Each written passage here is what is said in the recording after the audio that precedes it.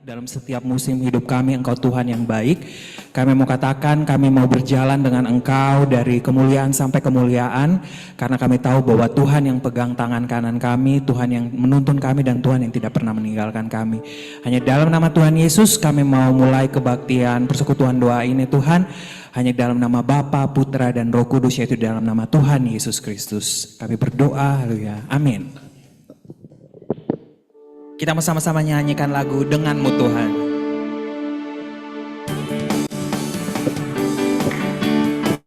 Mari kita bertepuk tangan, kita merayakan kebaikan Tuhan di tempat ini.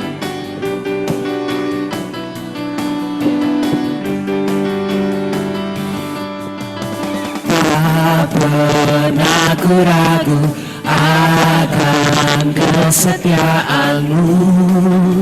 Kau pegang hidupku sepenuh jiwaku.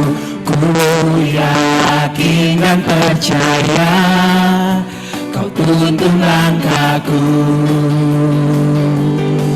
Yesus, Kaulah Raja dalam hidupku, berkuasa berjaya untuk selamanya.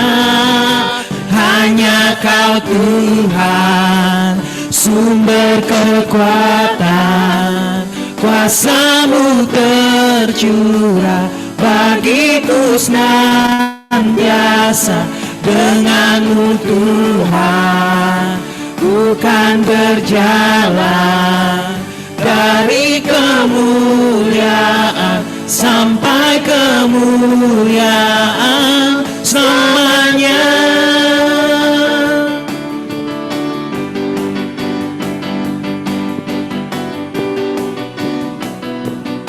Tak pernah ku ragu, tak pernah ku ragu akan kesetiaan-Mu. Kau pegang hidupku sepenuh jiwaku, sepenuh jiwaku. Ku yakin dan percaya Kau tuntun langkahku. Yesus, Kaulah Raja dalam hidupku, berkuasa berjaya untuk selamanya. Hanya Kau Tuhan, sumber kekuatan, kuasa-Mu tercurah bagiku senantiasa. Denganmu Tuhan, ku kan berjalan dari kemuliaan sampai kemuliaan selamanya.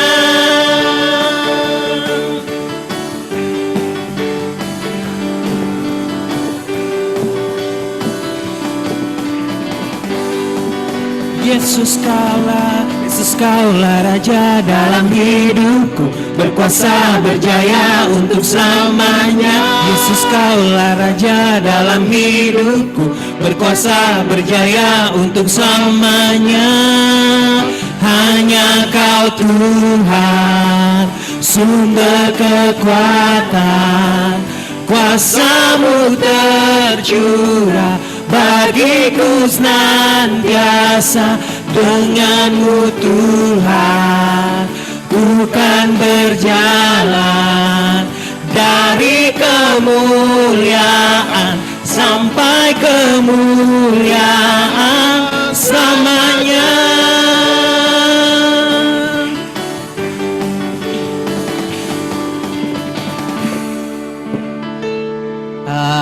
Luar biasa sekali. Kita kasih tepuk tangan sekali lagi buat Tuhan kita yang luar biasa. Kita percaya bahwa dalam setiap kondisi kita apapun itu, kita percaya bahwa Allah sanggup untuk melakukan segala perkara untuk kita. Mari kita sama-sama nyanyikan lagu Allah Sanggup.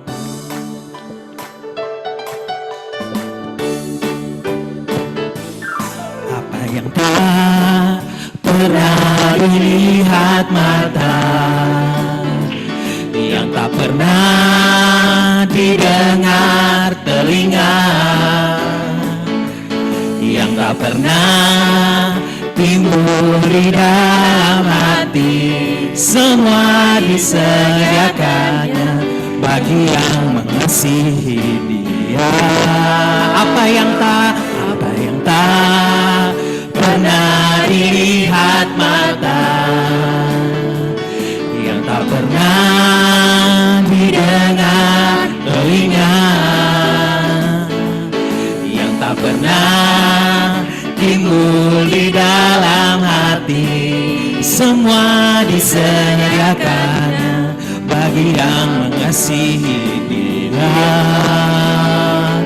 Allah sanggup melakukan segala perkara, dulu, sekarang, dan selamanya. Kuasa-Nya tidak berubah. Allah sanggup melakukan segala perkara, dulu, sekarang, dan selamanya. Kuasa-Nya tak berubah.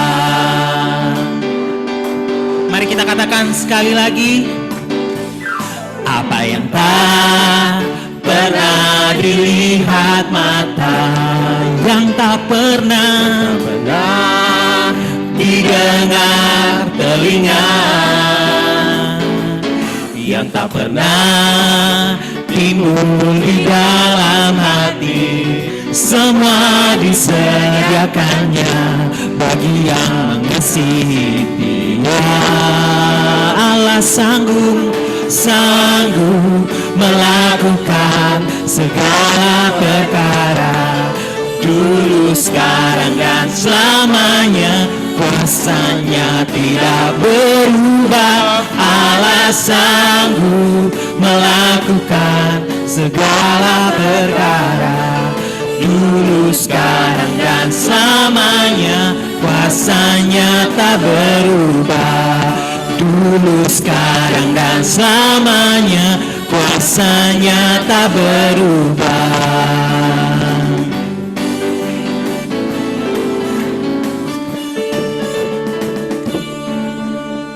Silakan duduk. Kita mengucap syukur bahwa Tuhan kita yang luar biasa adalah Tuhan yang tidak pernah meninggalkan kita sedetik pun.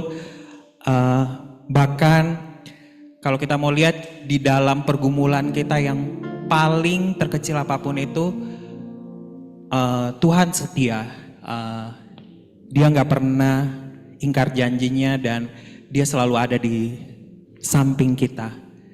Untuk itu, sesuai tema hari ini, kita mau berserah dalam kesesakan. Jadi apapun kondisi kita hari ini, apapun musim yang sedang kita lalui, tapi kita mau percaya bahwa kita mau tetap menyembah Tuhan bahkan di dalam kondisi apapun itu.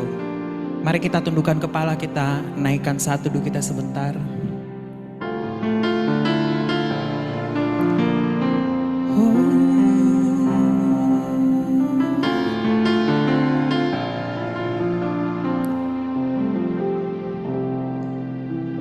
Jujur kadang ku tak sanggup menghadapi semua bebanku, menantikan jawaban, menolak untuk menyerah. Ku tahu Kau Tuhan yang sanggup menolong dalam sesakku. Namun meskipun Kau belum, ku kan tetap menyembah-Mu, ku kan bernyanyi sampai jiwaku percaya, sampai hatiku mendengar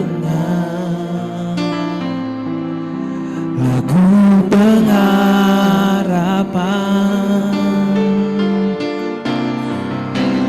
Ku kan berserah, ku tahu sendiri.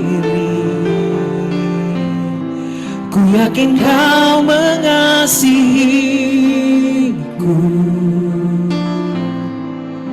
bahkan di dalam api pun ku kan menyembah-Mu. Kami mau menyembah-Mu Tuhan.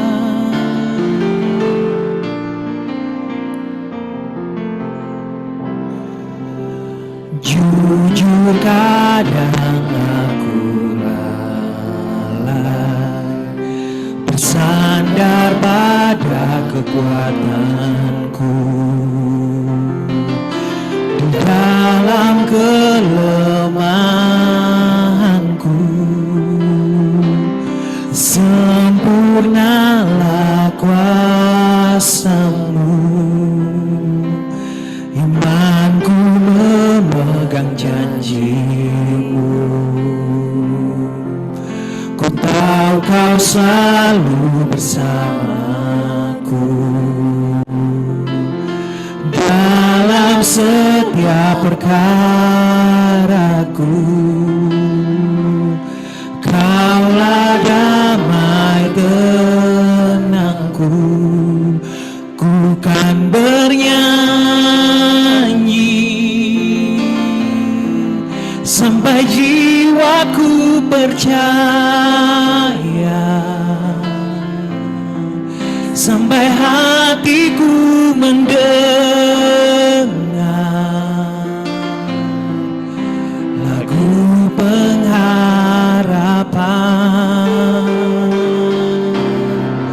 Oh, ku tahu Kau sanggup,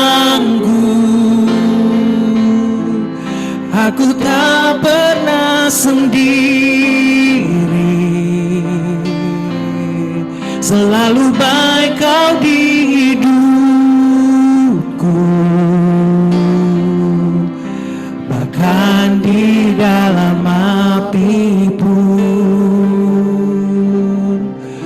ku kan menyembah-Mu. Saya jemput kita semua bangkit berdiri. Oh, bahkan di dalam api pun ku kan bernyanyi sampai jiwaku percaya, sampai hatiku mendengar lagu pengharapan.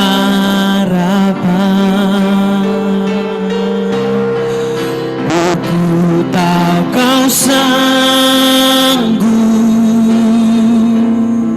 dan aku tak pernah sendiri. Selalu baik Kau di hidupku, bahkan di dalam api pun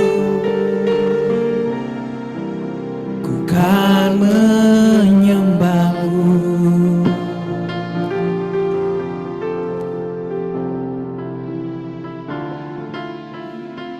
Haleluya. Mari angkat kita sama berhadapan Tuhan yang baik. Bapak, terima kasih buat satu hari lagi Tuhan berikan kami kesempatan untuk boleh ibadah. Kami angkat tangan kami mengucap syukur buat sepanjang minggu yang boleh kami lalui. Apapun yang kami lalui sepanjang minggu ini, siang hari ini kami mau berkata, Tuhan Yesus, Tuhan tetap baik dan dahsyat buat hidup kami. Kami percaya setiap doa, pujian, penyembahan kami jadi dupa yang harum, menyenangkan hati Tuhan, dan itu membuat surga terbuka. Sekarang izinkan kami duduk diam di kaki-Mu mendengarkan sebagian dari pesan-Mu. Urapi hamba-Mu, urapi kami semua. Roh Kudus, ini ibadah-Mu, ambil alih seutuhnya. Di dalam nama Tuhan Yesus kami berdoa. Setiap kita yang siap mendengarkan firman Tuhan bersama-sama dengan saya katakan amin. Amin. Silakan duduk Bapak Ibu Saudara, selamat siang, shalom. Saya juga menyapa yang menyaksikan via Zoom. Mari kita langsung buka firman Tuhan, buka ayat dari tema kita siang hari ini, Roma 12 ayat yang ke-12. Roma pasal 12 ayat yang ke-12. Satu ayat kalau boleh kita baca sama-sama Bapak Ibu Saudara. Roma 12 ayat yang ke-12. 2, 3. Bersukacitalah dalam pengharapan, sabarlah dalam kesesakan, dan bertekunlah dalam doa. Ayat ini Rasul Paulus sampaikan kepada jemaat di kota Roma. Kala itu kondisi jemaat itu lagi dikejar-kejar, dicari-cari kesalahannya. Mereka dalam tekanan dan himpitan yang begitu luar biasa. Beberapa mereka bertanya kepada Rasul Paulus, kok ternyata ikut Tuhan Yesus tidak seindah apa yang kami bayangkan. Mereka mulai bertanya kepada Rasul Paulus, Pastor, kok gini amat ya ikut Tuhan ya? Waktu awal kami pikir satu-satunya jalan keselamatan dan kami ikut dan katanya jalannya penuh dengan damai sejahtera, masa depan penuh pengharapan. Yang katanya berjanji jalan hidup terus naik bukan turun, jadi kepala bukan jadi ekor. Ternyata banyak hal yang gak enak yang harus aku jalankan. Dan Paulus memberikan kata-kata penghiburan sekaligus penguatan kepada jemaat di kota Roma lewat satu ayat ini. Dan dia katakan bersukacita dalam pengharapan, sabar dalam kesesakan, tema yang diambil dari kata itu. Dan bertekunlah di dalam doa. Pak, Bu, Saudara, kalau mungkin hari-hari ini hidup kita mungkin sama kondisinya. Dalam tekanan, himpitan, dan rasanya kita mulai ada satu pertanyaan di dalam relung hati kita yang paling dalam. Ternyata ikut Tuhan gini-gini amat ya, nggak seindah apa yang saya bayangkan. Mari lewat siang hari ini, lewat pemaparan yang sederhana saya mau bagikan 3 kata kekuatan dari Rasul Paulus ini. Yang pertama dikatakan bersukacitalah dalam pengharapan. Filipi 4 ayat yang keempat berkata demikian. Filipi 4 ayat yang keempat, bersukacitalah senantiasa dalam Tuhan. Sekali lagi kukatakan bersukacitalah. Pak, Bu, Saudara, kata sukacita di sini dengan kata sukacita yang tadi Roma 12 ayat 12 dalam terjemahan Alkitab bahasa Inggris dipakai kata yaitu joy. Pak, Bu, Saudara, apa bedanya kata joy ini dengan istilah di luar sana yang mungkin kita sering dengar yang bilang begini, bro, kalau hidup mah dibawa happy, hidup mah jangan dibawa susah, hidup mah dibawa happy. Apa bedanya joy dengan happy ini? Sederhana saya cuma mau bilang begini. Happy itu karena faktor dari luar. Thank you, Kak.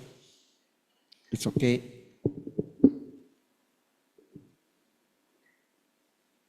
Thank you, terima kasih banyak.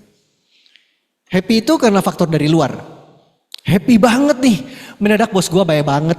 Udah kasih bonus awal tahun, bonus akhir tahun, bonus tahunan, dapat lagi satu bonus lagi. Dikasih cuti ekstra lagi. Mendadak happy banget mendadak menang giveaway voucher iPhone 16 Plus Pro Max begitu. Happy banget. Kenapa? Ada sesuatu faktor dari luar yang membuat kalau kata medis hormon endorfin kita produksi dengan begitu banyak, suasana hati jadi senang. Itulah happy. Apa bedanya dengan joy?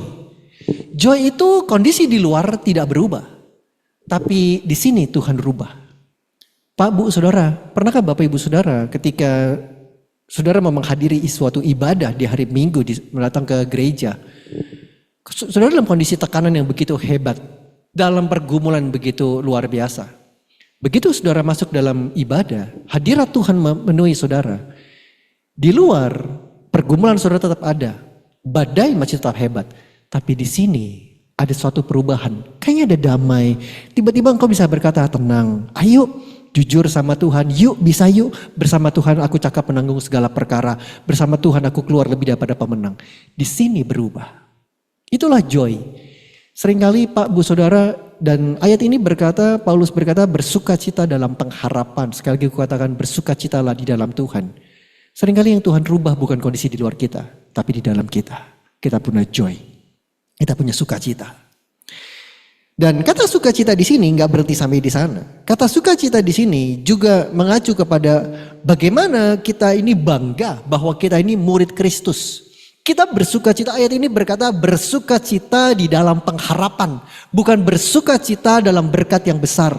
Dalam terjemahan lain dikatakan bersukacita karena keselamatan yang dianugerahkannya kepada setiap kita.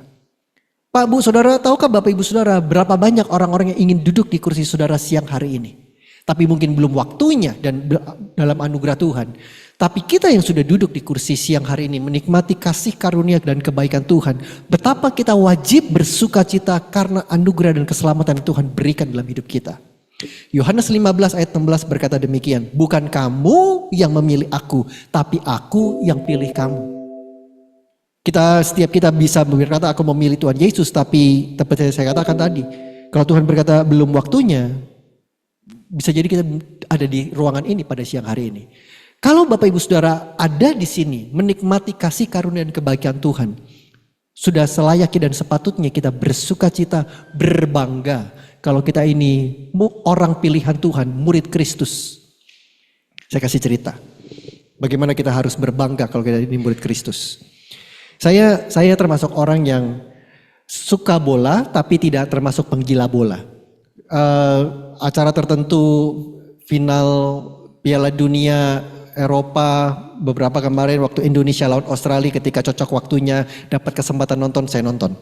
Tapi tidak melulu ikut dari babak penyisihan seperti itu. Satu kali ketika final Liga Champion ada salah satu klub yang cukup saya suka. Dan begitu masuk semifinal, beberapa teman, 2 orang teman, wah masuk semifinal nih Pastor. Iya, kita mulai senang dan singkat cerita masuk final. Begitu masuk final kita senang banget dan 2 orang teman ngajakin saya bilang begini, nobar yuk Pastor, nobar untuk finalnya. Begitu cek jadwal cocok gitu. Oke, yuk nobar. 2 hari sebelum nobar tiba-tiba teman saya telepon dan berkata, nanti dijemput ya, terus pakai seragam ya, pakai jersey ya. Punya nggak seragamnya? Hah, seragam? Oh, seragam Perjamuan Kudus saya punya. Saya bilang begitu. Enggak dong, seragam jersey klubnya dong. Waduh, nggak punya. Oh ya udah ntar diaturin, sebut aja nama ukurannya gitu. Udah saya sebut, begitu hari H dijemput, begitu dijemput. Nih Pastor ganti dulu, dipakai bajunya katanya. Jadi tahu ntar kita klub yang mana. Saudara, bukan cuma itu ada tulisan klubnya yang mana, tapi disertai dengan namanya. Antonio Yusuf, depan belakang begitu. Udah berangkatlah kami ke tempat nobar, acara belum dimulai, masih mingle sana sini, ketawa-tawa semuanya. Begitu pertandingan dimulai, mulai terbagi, terkubu seperti ini. Ini klub saya, ini klub lawannya. Sudah pertandingan babak pertama, saya begitu tengah-tengah, baru mau lagi nyeruput kopi, baru mau gigit rotinya, tiba-tiba teman saya, aduh Pastor, berdiri dong Pastor, tumpang tangan dong, biar gol. Gimana sih Pastor malah mau makan roti katanya. Saya mau gigit roti sampai gak jadi. Sampai liatin teman saya kalau minggu pelayanan, aduh jadi asyir gagahnya, kalau doa syafaat, aduh kusyuknya. Tapi begitu nobar saya baru tahu kayak begitu. Sudah singkat cerita babak ke-1 klub saya gol. Saya gimana? Saya juga ikut senang, yes gol. Teman saya gimana? Teman saya dikelilingin tuh kafe. 2 kali puterin tuh kafe. Terus dia tos-tosan di sini. Gol bro, kita gol. Ke klub lawan disalamin. Mohon maaf, kami gol duluan, mohon maaf. Sudah babak 1 selesai, babak kedua. Begitu babak kedua, singkat cerita klub lawan 1 masukin gol, 1 sama. Teman saya gimana? Saya biasa aja. Teman saya gimana? Teman saya udah, yuk bisa yuk, ayo masih keburu nih, masih cukup waktu, ayo bisa. Udah begitu semangat. Singkat cerita, klub lawan menyerangkan 1 gol di masa injury time dan berakhir 2-1.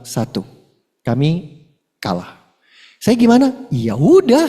Begitu udah selesai, buru-buru ke toilet. Kenapa? Udah kebelet, udah nahan dari tadi, dari masa injury time. Udah langsung ke toilet, beresin urusan saya, terus saya nggak langsung buru-buru keluar.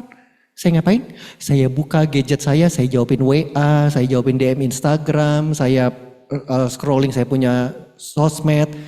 Kenapa? Di depan lagi selebrasi. Klub yang ini lagi selebrasi. Lagi tos-tosan dan lain sebagainya. Saya gak bawa baju ganti. Begitu keluar ketahuan ini klub yang mana. Klub yang kalah. Jadi sengaja saya lama-lama di toilet. Teman saya gimana? Teman saya dia salamin klub yang ini. Good game bro. Fair game. Good game bro. Good game. Good game banget malam ini. Gak berhenti sampai di sana, dia berdiri di tengah, dia gak cuma pakai jersey-nya, dia bawa bendera dari klubnya kami, dibentangkan itu, terus dia nyanyi anthem lagu klub kami, You Never Walk Alone. Saudara, saya gimana? Saya ngumpet di toilet, malu. Tiba-tiba Roh Kudus tanya begini, Suf, kalau dalam kehidupan nyata, Kira-kira kamu itu murid sejati, bangga, atau sebaliknya? Kira-kira kalau Tuhan kasih berkat besar, promosi tiba-tiba, proyek goal, disayang bos, tiba-tiba keluarga harmonis dan segalanya. Kita mungkin bisa berkata, aku diberkati, aku disertai. Lebih daripada pemenang. Tapi, kalau Tuhan izinkan ada proses, ada panas dalam kehidupan ini. Bagaimana? Apakah kita masih bisa berdiri dan bentangkan, aku itu murid Kristus. Aku bersuka cita di dalam pengharapan. Aku bersuka cita karena Kristus memilih aku menjadi murid dan kekasihnya. Bersuka cita dalam pengharapan. Biarlah setiap kita hari-hari ini, yuk kita bersuka cita bukan karena berkat besar, tapi kita bersuka cita karena kita tahu pengharapan kita dalam Kristus gak pernah sia-sia. Yang setuju dengan saya katakan amin. Yang kedua, dikatakan bersabar dalam kesesakan. Sabar dalam kesesakan. Dua kata ini buat saya udah PR banget, Pak, Bu, Saudara. Yang pertama kata sabar. Buat kita orang Jakarta, kata sabar udah PR banget. Setiap kita apalagi kerja di daerah Rasuna Said sini, udah setiap pagi kalau pagi udah mepet waktunya, hampir yang bawa kendaraan tangan ini hampir gak pernah lepas dari yang namanya klakson. Baik mau naik kendaraan umum dan lain sebagainya. Seringkali kesabaran kita setipis. Nah, kata sabar sendiri itu menjadi PR buat kita. Seringkali kan kita bisa nasihatin, sabar bro, jadi orang mah sabar sis. Pak, sabar dikit, kenapa Pak? Baru juga kelar yang tadi, ditambahin lagi tugasnya. Sabar Pak. Tapi ayat ini berkata, apa berkatnya orang yang sabar? Tuhan juga berkata, sabar dalam kesesakan. Berkat orang yang sabar di Yesaya 40:31 berkata demikian. Tetapi orang-orang yang menanti-nantikan Tuhan mendapat kekuatan baru. Mereka seumpama Raja Wali yang naik terbang dengan kekuatan sayapnya. Berlari tidak menjadi lesu, berjalan tidak menjadi lelah. Dalam terjemahan Alkitab yang lain dikatakan orang-orang yang sabar menanti-nantikan Tuhan. Atau dalam terjemahan dikatakan orang yang sabar sampai Tuhan menjawab, sampai Tuhan mengabulkan setiap doanya dan Tuhan menggenapi janjinya. Gambaran dari orang yang sabar menantikan itu dikatakan seperti orang yang melilitkan tali pada tiang pancang. Minggu ini Tuhan gak jawab, minggu depan saya tetap berdoa. Bulan ini Tuhan gak jawab, aku tetap berdoa sampai bulan depan. Sampai tahun depan. Dan makin lama lilitan itu makin kuat dan kita semakin kuat seperti kapal yang berlabuh. Mau ada ombak besar, mau ada pasang yang mencoba menghanyutkan kapal itu, kita tetap berdiri. Kenapa? Karena kita tahu waktu kita sabar menantikan, maka ayat ini berkata berlari tidak menjadi lesu, berjalan tidak menjadi lelah. Hari-hari ini masihkah kita sabar menantikan sampai Tuhan melawat, sampai Tuhan menjawab setiap apa yang menjadi pergumulan, sampai pada waktunya Tuhan berkata, iya ini waktunya terobosan dalam hidupmu. Tapi ayat ini gak berhenti sampai di sana. Tadi saya bilang kita punya dua PR nih. Yang pertama kata sabar, yang kedua dikatakan sabar dalam kesesakan. Mungkin saudara menatap saya dan berkata, kalau sabar dalam kelimpahan saya masih bisa rasanya. Tapi ini sabar dalam kesesakan. Kenapa Tuhan izinkan kesesakan? Kenapa sih? Pak, Bu, saudara, apa itu kesesakan? Kata sesak menjadi momok yang kata yang paling ditakuti ketika pandemi. Begitu, sesak nih rasanya. Panik dan keluarga udah ikutan panik dan begitu banyak orang yang mulai panik. Kata sesak itu diartikan sesuatu yang tidak nyaman. Sesuatu yang sakit, yang sangat menguras energi, yang membuat hidup kita itu tidak bisa maksimal. Dan kenapa Tuhan izinkan kata sesak atau diproses itu dalam kehidupan kita? Ceritanya saya dapat lewat satu artikel menarik. Tahun 2004 ada seorang anak wanita namanya Aislinn Blocker. Dia tinggal di Georgia, Amerika Serikat. 2004 dan satu pagi Aislinn ini sedang sarapan pagi bersama keluarganya.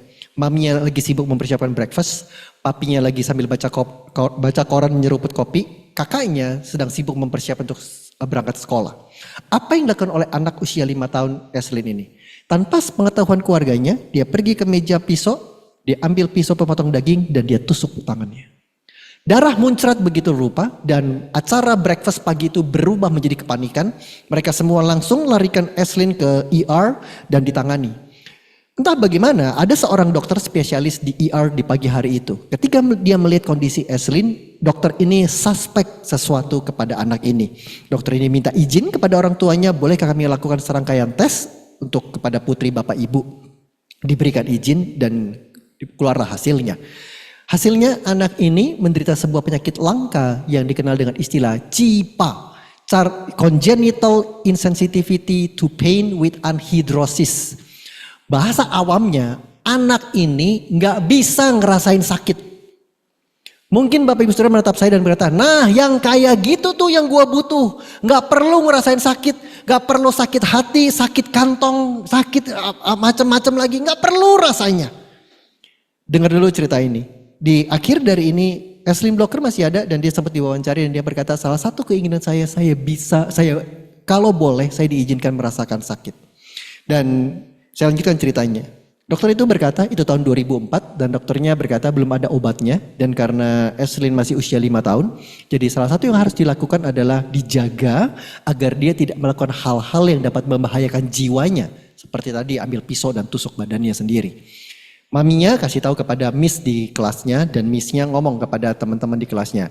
Anak-anak jagain teman kita ya, teman kita Eslin ini sakit. Tolong jangan bandel-bandel sama Eslin.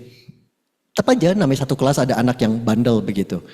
Datang sama Eslin dan berkata, bener lu gak bisa ngerasain sakit. Iya katanya sih gitu. Gua coba ya, lu jangan nangis, lu jangan ngadu ya. Iya dicoba aja. Diambil cutter dan ditusuk ke Eslin. Darah muncrat begitu rupa. Eslinnya gimana? Eslinnya ketawa-ketawa. Satu kali mereka sedang acara outdoor, sedang main di playground dan Eslin lagi main manjat-manjatan. Tiba di atas, di puncak atas ada seorang anak kelas senior yang terkenal bandelnya. Begitu ngeliat Eslin dan dia berkata, lu yang namanya Eslin Blocker yang udah terkenal katanya dicubit, ditusuk semua, lu gak nangis gak apa-apa. Gue coba ya, gue dorong lu dari atas ya, lu jangan nangis, lu jangan ngadu ya. Iya dicoba aja. Didorong, dia jatuh dari kesekian meter, tulang dengkulnya sampai melesak keluar begitu. Kita yang denger udah, aduh ngeringis ngebayangin sakitnya kayak apa. Eslin ini gimana? Eslin ini ketawa-ketawa. Eslin Blocker masih ada sampai hari ini dan di ujung artikel itu dokternya menuliskan ini. Tuhan mendesain kita dengan memberikan keberadaan rasa sakit dengan sebuah alasan. Ia berikan sensor dalam tubuh kita untuk agar kita dapat mengetahui ketika ada sesuatu yang salah, ketika ada benda asing yang masuk dan itu mengganggu kinerja kita dan itu harus segera ditangani atau diobati. Pak Bu Saudara, seringkali kan kita bilang gini, duh gak enak badan nih. Kita periksa, ya minum paracetamol gitu. Begitu berapa hari masih belum reda gejalanya, simptomnya bahkan bertambah. Ya coba dia periksa darah, periksa segala macam. Kenapa? Agar kita tahu apa yang salah dan harus ditangani. Ketika kita sehat kembali, kita bisa maksimal kembali dalam daily activities kita. Ternyata Pak Bu Saudara, hal yang sama dalam kerohanian. Hal yang sama dalam hubungan kita sama Tuhan dengan sesama. Ketika rasanya banyak hal yang gak enak, sesak. Bentur sana, kejedok sini. Mungkin adalah waktu yang tepat hari ini. Mari datang ke Tuhan dan berkata, Tuhan periksa hatiku, cek darahku, MRI semuanya. Apa yang salah? Dan Tuhan berkata, tangani dan agar kita kembali bisa maksimal di dalam panggilannya dan jalurnya Tuhan. Ayat ini berkata sabar dalam kesesakan. Pak Bu Saudara, seringkali untuk lewatin banyak hal yang tidak enak itu salah satu kata kuncinya adalah sabar. Sabar. Beberapa penyakit tidak bisa kita minum obat 1 kali tablet paracetamol langsung hilang. Beberapa penyakit butuh yang namanya bed rest. Kenapa? Dan kata kunci itu apa? Sabar. Seringkali kita maunya, kalau perlu besok baik deh. Ini udah banyak project nih, banyak deadline penting nih. Mau jalan-jalan nih, mau healing nih, udah pesan tiket dan lain sebagainya. Tapi seringkali dikatakan untuk bisa sembuh secara maksimal dan kembali bisa maksimal dalam daily activities itu. Untuk kata kuncinya adalah sabar. Pak Bu Saudara, siang hari ini kata yang sama. Kalau kita banyak hal Tuhan izinkan proses hidup kita. Salah satunya adalah yuk sabar. Artinya Tuhan mau kita lilitkan hati kita, hidup kita, jam-jam doa kita lilitkan lebih banyak lagi. Sehingga kita semakin kuat dengan Dia. Berlari tidak menjadi lesu, berjalan tidak menjadi lelah. Yang terakhir, sukacita dalam pengharapan, sabar dalam kesesakan, dan terakhir tetap bertekun di dalam doa. Pak, Bu, Saudara, tetaplah berdoa meskipun seakan-akan surga itu membisu. Tetaplah berdoa walaupun seakan-akan Tuhan belum menjawab doanya. Yesus pernah berkata, jangan setiap kita itu jemu untuk berdoa. Tuhan Yesus kasih perumpamaan, ada seorang janda miskin yang tiap hari datang ke rumah hakim yang lalim. Tiap hari minta tolong. Dan Tuhan berkata pada akhirnya hakim itu mengabulkan permintaan ibu janda itu. Apalagi Bapamu yang di surga. Biarlah doa itu menjadi pondasi dasar kita. Biarlah doa itu menjadi yang terutama dalam kehidupan kita. Bukan menjadi pilihan terakhir atau opsi terakhir. Tapi selalu menjadi yang utama. Kenapa? Karena doa itu merupakan hal yang esensi, penting, dan itu sangat value dalam kehidupan kita. Pak, Bu, Saudara, kalau kita berkata kita ini pengikut Kristus, kita ini murid Kristus, adakah doa itu menjadi esensi dan penting dalam kehidupan kita? Saya berikan contoh, saya cerita. Satu kali di awal bulan September di kota San Antonio, Texas, ada seorang mami muda bawa seorang bayinya yang baru usia 10 bulan berangkat dengan kakaknya pergi ke satu daerah.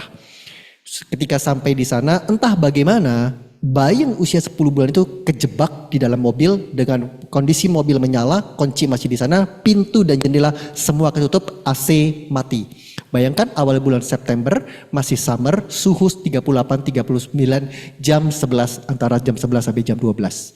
Dalam hitungan detik, mami itu sangat panik dan itu daerah sepi, matahari sedang terik-teriknya, gak ada yang mau keluar. Dia coba dengan ranting pohon, dia coba dengan batu seadanya, tapi tidak bisa memecahkan jendela mobil itu. Dia coba pakai penggaris dan pakai apapun untuk membuka pintu mobil itu, tapi tidak berhasil. Dia coba, dia teriak, tapi nggak ada yang keluar dan menolong karena suhu yang begitu panas. Dia telepon 911 dan 911 menjawab butuh sekian menit untuk bisa tiba di lokasi tersebut. It's too late. Dan dalam kepanikan tiba-tiba lewatlah mobil derek dikendarai oleh seorang pemuda namanya Fred Ariola. Langsung mami muda ini mencegat dan berkata, dijelaskan apa yang terjadi. Fred ini cuma lihat kondisi bayinya, diambil palu dan satu kali hantaman pecahlah ke jendela mobil itu, bayi itu keluar dan selamat. Tapi tahukah Bapak Ibu Saudara, bukan ucapan terima kasih dan apresiasi dari ibu muda kepada Fred Ariola. Yang dia terima adalah cacian, makian, dampratan, dan surat pengadilan yang menuntut Fred. Ketika tiba di pengadilan, Fred baru tahu tuntutannya adalah ibu muda ini bertanya, kenapa kamu pecahkan jendela mobil saya? Fred memberikan pembelaan dengan bertanya kepada ibu muda itu. Dijelaskan situasinya dan Fred bertanya, jadi saya mau bertanya, apa yang penting buat ibu? Apakah nyawa bayi ibu atau jendela mobilmu? Pertanyaan yang sama. Apakah doa menjadi sesuatu yang penting buat kehidupan kita? Yesus berkata, carilah dahulu kerajaan Allah dan kebenarannya. Nanti semuanya itu ditambahkan. Apa yang penting buat kita? Tambahannya atau kerajaan Allah dan kebenarannya? Kalau itu penting buat Tuhan, saya berharap dan berdoa itu penting juga buat kita. Saya tutup dengan ini. Satu kali saya melayani di kota Kupang.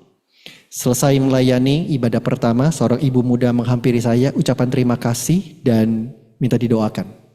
Pak Gembala di sebelah saya dan selesai saya mendoakan, Pak Gembala bilang begini, ibu itu pada awalnya bukan jemaat gereja kami. Nanti waktu makan siang saya cerita, oke.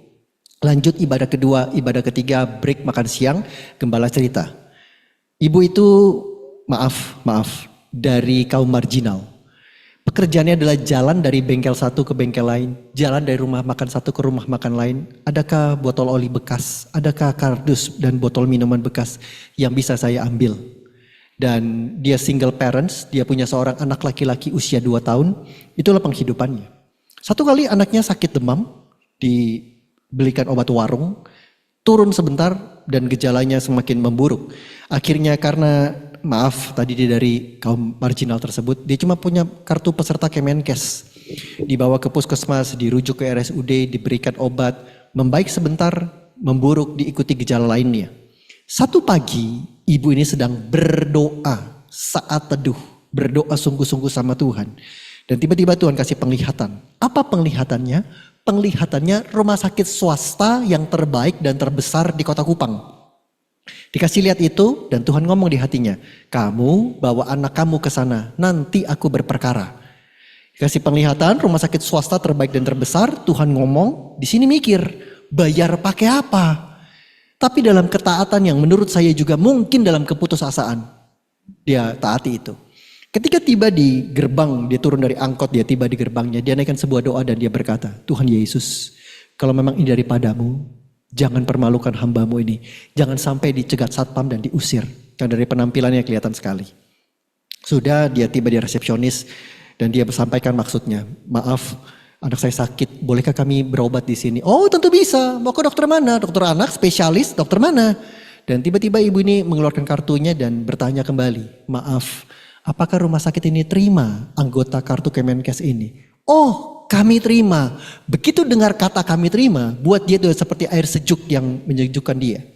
Dan dilanjutkan dia berkata resepsionisnya, maaf tapi bukan di gedung utama ini. Di gedung lama sana, di belakang sana, jauh sana di belakang. Jadi ibu jalan ke belakang sana, di sana gedungnya. Oh baik. Dia gendong anaknya dan dijalan ke belakang sana. Ketemu resepsionis yang lain, sekali lagi ditanya apa maksud dan tujuannya. Sekali lagi dia menjelaskan semua gejala klinis, surat rujukan, semuanya SOP prosedur diikuti. Dan resepsionisnya berkata, oke, tulis saja namanya, nanti tunggu udah gilirannya, nanti dipanggil. Baik. Jadi ibu ini tunggu, lebih kurang 3 jam dia tunggu. Sambil dia tunggu mungkin karena kondisi dan keadaan mereka tidak sempat sarapan. Mungkin karena kondisi anak yang sakit. Anak ini mulai rewel. Ma lapar, ma panas, ma dingin. Apa yang dilakukan oleh ibu ini? Ibu ini cuma gendong anak yang usia 2 tahun. Dan cuma berkata, sabar ya dek ya. Sabar ya dek. Tenang ya dek. Yuk kita doa yuk dek. Apa yang dilakukan oleh ibu ini? Ibu ini cuma bilang gini, kasih saya dek kak. Ku pandang wajahmu dan berseru, pertolonganku datang darimu. Jadi dia sambil tenangin anaknya, dia cuma muji dan nyembah Tuhan. Saya bayangkan mungkin air mata berlinang. Anaknya cuma sakit ma, sakit. Ya sabar ya dek, sabar, mama juga tahu. Di waktu yang sama, di tempat yang lain, direktur rumah sakit yang sekaligus hamba Tuhan dan gembala itu lagi siap-siap. Lagi pakai jubah dokternya, lagi lihat schedule-nya pagi itu. Tiba-tiba Roh Kudus ngomong sama dia. Pagi ini visitasi pertama kamu ke sana, ke bangsal situ, ke gedung itu. Baik Tuhan. Begitu dia keluar, dia ngomong sama suster kepalanya, sekretarisnya, PA-nya. Saya mau ke sana dulu. Dok, dokter punya Kupang 1 loh dok, VVIP. Saya punya VIP di atas segala VIP. Dia ke sana. Begitu sampai di lobi itu, langsung matanya tertuju kepada ibu yang lagi gendong anaknya sambil berlinang air mata dan muji nyembah Tuhan. Dihampiri, ditanya siapa yang sakit. Begitu dia pegang anaknya di meja makan siang itu, dokternya bilang, begitu saya lihat dan saya pegang anaknya, saya tahu kondisinya sangat tidak baik-baik saja, Pastor. Jadi apa yang dilakukan? Ditanya, sudah daftar, sudah berobat, sudah 3 jam tapi belum dipanggil. Ikut saya. Dibawa ke gedung utama, dilakukan serangkaian pemeriksaan, dirawat, sampai sembuh dan semuanya surga yang bayar. Kasih tepuk tangan yang meriah buat Yesus kita. Saya mau bilang apa yang dilakukan oleh ibu ini. Ibu ini lakukan 3 hal ini. Dia bersuka cita di dalam pengharapan. Dia bersuka cita bukan karena terima berkat besar, bukan karena terima uang besar. Dia dia tidak bersuka cita karena anak yang mendadak sembuh, tidak. Dia bersuka cita dalam pengharapan. Dia sabar dalam kesesakan. Bisa nggak ibu ini nyamperin resepsionis? Gimana sih? Udah 3 jam nih. Itu nggak lihat anak saya gemeteran. Sangat bisa. Tapi apa yang dilakukan? Sabar dalam kesesakan. Yang terakhir ibu ini tetap berdoa. Dia berkata, kalau Tuhan yang suruh, aku percaya Tuhan yang tanggung jawab dan berperkara. Pak, Bu, Saudara, apa yang sedang engkau lalui dan hadapi? Saya berdoa, yuk tetap bersuka cita dalam pengharapan. Sabar yuk lewatin semuanya itu. Dan kita percaya, tekun dalam doa sampai surga terbuka dan memberkati kita semua. Bagi kita berdiri sama-sama. Kasih saya tetap di segala perkara dapat ku tanggung di dalam Dia yang memberi kekuatan. Tuhan Yesus penolong dan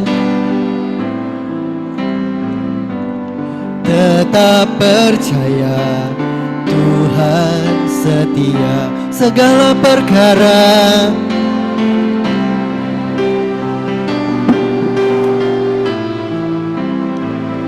Di dalam Dia yang memberi kekuatan. Tuhan Yesus penolong, tetap percaya Tuhan setia.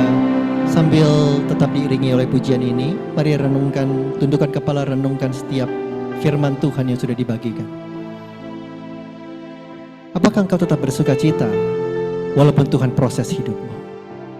Bersuka cita bukan karena ada berkat besar, tapi bersuka cita karena kita tahu pengharapan kita dalam Dia gak pernah sia-sia. Seringkali kita gak sabar, Pak, Bu, Bro, Sis. Sabar you guys, sabar. Nanti pada waktu yang kau akan lihat, semua air matamu Tuhan rubah jadi tarian kegirangan. Kapan terakhir engkau sungguh-sungguh bersimpuh di kakinya? Berdoa, goyang pintu surga, sampai Bapa di surga melangkah turun dan berkata, ini waktumu nak, aku pulihkan hidupmu. Ayo cari waktu untuk sungguh-sungguh tetap bersekutu dengan Dia. Kau akan berkata segala perkara dapat kutanggung di dalam Dia. Mari angkat tanganmu sekali lagi. Segala perkara, saya kembalikan kepada Dia.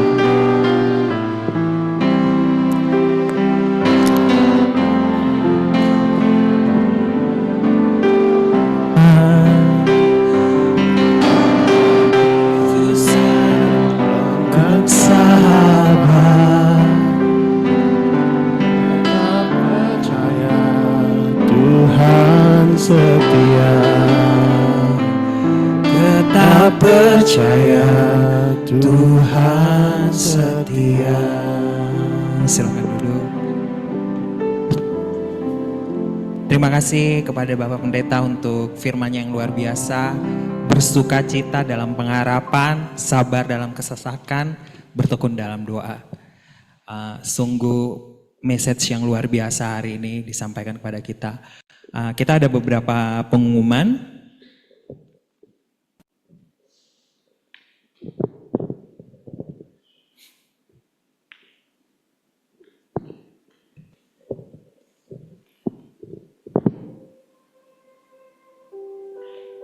Ya, untuk next persekutuan doa, kita ada di Jumat 1 November 2024, jamnya masih sama. Dengan pembicaranya Suhendi. Persembahan kita masih dapat sampaikan di kotak persembahan yang tersedia dan juga bisa langsung dapat ditransfer ke nomor rekening yang tersedia. Terima kasih untuk teman-teman semua yang melayani hari ini, Pak Pendeta yang melayani hari ini. Kiranya Tuhan menambahkan berkat yang luar biasa dalam setiap pelayanannya. Kita mau nyanyikan satu lagu sebelum kita doa syafaat.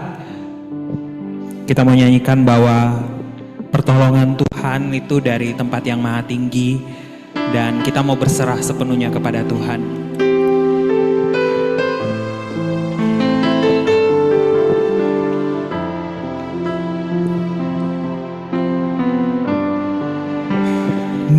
Dengan sayapmu ku akan terbang tinggi di tengah badai hidup. Ku tak menyerah, Kau kekuatan dan perlindungan. bagiku, pertolonganku di tempat maha tinggi. Ku mengangkat tanganku, aku berserah, Kau ku nantikan, Kau yang ku sembah, Yesusku. Mari kita sama-sama bangkit berdiri. Rajaku, Dengan sayapmu ku akan terbang tinggi di tengah badai hidup. Ku tak menyerah, Kau kekuatan dan perlindungan bagiku, pertolonganku di tempat maha tinggi. Ku mengangkat tanganku, aku berserah, Kau ku nantikan, Kau yang ku sembah, Yesusku, Rajaku. Mari sebelum kita mengakhiri, kita satu hati di dalam doa syafaat. Dari jajaran manajemen, staf, sampai yang di paling atas sampai yang paling bawah. Kami juga berdoa buat jemaat yang bekerja di luar dari Raja Wali Group. Kami berdoa buat setiap mereka, apapun yang mereka kerjakan Tuhan buat berhasil dan beruntung. Berkati proses pemasaran hotel dan residence St. Regis dan Raja Wali Place Office Tower. Kami juga berdoa buat persekutuan ini ya Tuhan. Kami percaya Tuhan campur tangan setiap jerilah kami dalam melayani Tuhan gak pernah sia-sia. Kami berdoa buat bangsa dan negara kami. Terima kasih banyak ya Tuhan buat presiden terpilih, wakil presiden, seluruh kementerian yang terbentuk. Kami berdoa mengangkat tangan, mengarahkan hati, berdoa buat kinerja mereka. Kami coba minta satu, takut akan Tuhan. Kami minta Indonesia yang diberkati, Indonesia sistem pemerintahan yang bersih. Kami akan melihat bagaimana Indonesia maju ya Tuhan. Indonesia menuju Indonesia emas. Biarkan matamu tertuju kepada bangsa dan negara ini. Terima kasih Tuhan, terima kasih. Dan sebelum kami berpisah, kami angkat kedua tangan kami dan kami siap terima berkat yang terbaik daripada-Mu. Kiranya Tuhan menghadapkan wajahnya kepada setiap kita, menyinari kita dan memberikan kita kasih karunia yang berlimpah-limpah dari Allah Bapa di surga dalam Putra yang tunggal Tuhan kita Yesus Kristus. Persekutuan yang intim dan manis dengan Roh Kudus turun dalam hidup kita mulai dari siang ini sampai Maranatha. Tuhan datang kali yang kedua menjemput mempelainya. Setiap kita yang diberkati Tuhan sama-sama katakan. Have a blessed Friday and God bless you. Terima kasih Bapa, terima kasih Bapa di dalam surga. Ku berterima kasih. Amin.